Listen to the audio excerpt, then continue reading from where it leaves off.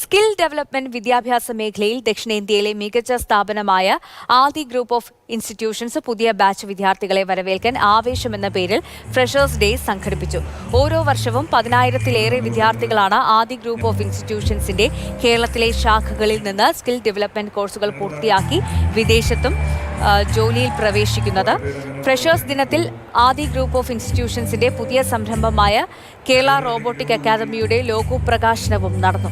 School പഠനകാലത്ത് അക്കാദമിക്സിനൊപ്പം വിദ്യാർത്ഥികളെ robotic, AI തുടങ്ങിയവ പരിശീലിപ്പിക്കുകയാണ് ലക്ഷ്യമിടുന്നത്. ഇതിലൂടെ തൊഴിൽദാതാവിനും വിദ്യാർത്ഥികൾക്കും ഇടയിലുള്ള സ്കിൽ ഗ്യാപ്പ് പരിഹരിക്കുന്നതിനാണ് കേരള റോബോട്ടിക് അക്കാദമി ഊന്നൽ നൽകുന്നത്. മുൻ DGPയും KMRL മാനേജിംഗ് ഡയറക്ടറുമായ ലോക്നാഥ് ബെഹ്റ ലോഗോ പ്രകാശനം നിർവഹിച്ചു. 10,000-ഓളം സ്റ്റുഡൻസ് പഠിക്കുന്ന ഒരു institution Aadi group of institution.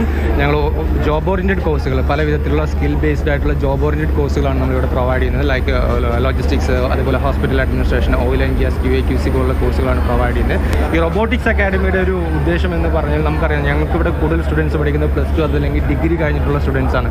അപ്പോൾ അത് മാറി ഒരു സ്കൂൾ തലത്തിൽ തൊട്ടിട്ട് നമുക്ക് സ്റ്റുഡൻസിന് ഇന്നത്തെ കാലത്തുള്ള AI അല്ലെങ്കിൽ റോബോട്ടിക്സ് പരിശീലിപ്പിക്കേണ്ട ആവശ്യകതയുണ്ട്. കാരണം അവർ ഭാവിയിൽ ഒരു ജോബിലേക്ക് പോകുമ്പോൾ അല്ലെങ്കിൽ ഒരു എംപ്ലോയർ അടുത്തോട്ട് പോകുമ്പോൾ ഒരു എംപ്ലോയർ എന്നുള്ളൊരു ഗ്യാപ്പ് ഫില്ല് ചെയ്യാനായിട്ട് അവർ സ്റ്റാർട്ടിങ് തൊട്ട് ഈ പറഞ്ഞ AI അല്ലെങ്കിൽ റോബോട്ടിക്സ് ഒക്കെ പഠിക്കേണ്ട ആവശ്യകത ഇന്നുണ്ട്.